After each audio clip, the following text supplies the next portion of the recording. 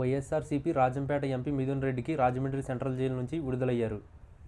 ఆయనకు మధ్యంతర బెయిల్ లభించడంతో శనివారం మధ్యాహ్నం ఆయన జైలు నుంచి బయటకు వచ్చారు. ఉపరాష్ట్రపతి ఎన్నికల్లో ఓటేసేందుకు అనుమతిస్తూ ఏసీబీ కోర్టు శనివారం మిథున్ రెడ్డికి బెయిల్ మంజూరు చేస్తూ ఉత్తర్వులు జారీ చేసింది.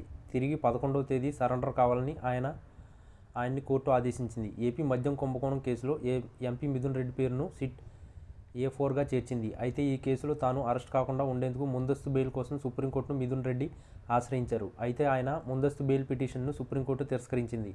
దీంతో కోర్టు ఆదేశాల మేరకు జూలై 19వ తేదీ సిట్ ఎదుట విచారణకు మిథున్ రెడ్డి హాజరయ్యారు. సుదీర్ఘంగా ఆయన్ని విచారించిన అనంతరం అదే రోజు రాత్రి సిట్ అరెస్ట్ చేసింది. అప్పటి నుంచి ఆయన రాజమండ్రి సెంట్రల్ జైల్లో రిమాండ్ ఖైదీగా ఉన్నారు. మరోవైపు ఆయనకు బెయిల్ కోసం న్యాయవాదులు ప్రయత్నిస్తూనే ఉన్నారు. ఈ క్రమంలో ఉపరాష్ట్రపతి ఎన్నికల నేపథ్యంలో ఓటు వేసేందుకు తనకు మధ్యంతర బెయిల్ మంజూరు చేయాలని మిథున్ రెడ్డి పిటిషన్ వేశారు. అయితే మిథున్ రెడ్డి పిటిషన్కు అర్హత లేదని సిట్ వాదించింది.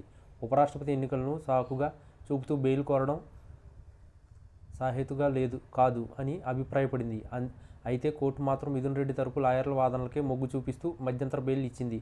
సెప్టెంబర్ 9వ తేదీన ఉపరాష్ట్రపతి ఎన్నిక జరగనుంది. 11వ తేదీన మళ్లీ మిథున్ రెడ్డి జైల్లో సరెండర్ కానున్నారు. వైసీపీ లోక్సభ పక్షనేత పెద్దిరెడ్డి మిథున్ రెడ్డికి ఏసీబీ కోర్టు తాత్కాలిక ఊరట లభించింది. రాబోయే ఉపరాష్ట్రపతి ఎన్నికల్లో ఓటు హక్కు వినియోగించుకునే అవకాశం ఇవ్వాలని కోర్టు మధ్యంతర బెయిల్ మంజూరు చేసింది. అయితే ఆయన వేసిన రెగ్యులర్ బెయిల్ పిటిషన్ మాత్రం తిరస్కరించబడింది. రాజ్యాంగం ఇచ్చిన ఓటు హక్కును అడ్డుకోకూడదనే ఉద్దేశంతో కోర్టు ఈ సడలింపు కల్పించింది. షరతుల ప్రకారం సెప్టెంబర్ 9న ఎన్నికల్లో ఓటు వేసి తిరిగి 11న రాజమండ్రి సెంట్రల్ జైలుకు లొంగిపోవాలని ఆదేశించింది. మిథున్ రెడ్డి మద్యం స్కామ్లో A4గా నిందితులుగా అభియోగాలు ఎదుర్కొంటున్నారు. జూలై 19 ప్రత్యేక దర్యాప్తు బృందం సిట్ విచారణకు వెళ్ళినప్పుడు ఆయన్ను అదుపులోకి తీసుకుని జైలుకు తరలించింది. అంతకుముందు కొంతకాలం సుప్రీంకోర్టు ఇచ్చిన రక్షణతో అరెస్టుకు తప్పించుకున్న సిట్ వాదనలు బలంగా ఉండడంతో ఆయన్ను బెయిల్ రాలేదు. దీంతో దాదాపు 50 రోజులు ఆయన జైల్లోనే గడిపారు.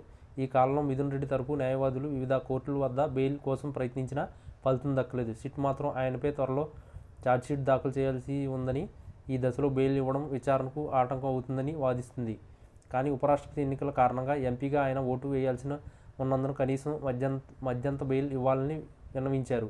ఈ వాదనలతో ఏసీబీ కోర్టు అంగీకరించి పరిమిత కాలానికి బెయిల్ మంజూరు చేసింది.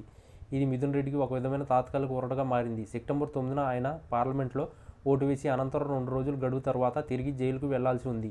అంటే మొత్తం 5 రోజుల పాటు ఆయన కుటుంబంతో పాటు గడపనున్నారు. న్యాయవాదుల ప్రకారం ఈరోజు సాయంత్రానికే ఆయన జైలు నుంచి విడుదల కానున్నారు. మిథున్ రెడ్డి జైల్లో ఉండగా ఆయన కుటుంబ సభ్యులు ఎక్కువగా రాజమండ్రి పరిసరాల్లోనే ఉన్నారు. ఆయన తండ్రి మాజీ మంత్రి పెద్దిరెడ్డి రామచంద్రారెడ్డి, అలాగే బాబాయ్ ద్వారకానందరెడ్డి తరచూ జైలుకు వెళ్లి భేటీ అయ్యి ధైర్యం చెప్పేవారు. ఇప్పుడు తాత్కాలిక బెయిల్ లభించడంతో కుటుంబ సభ్యులు కొంత ఊరట చెందారు.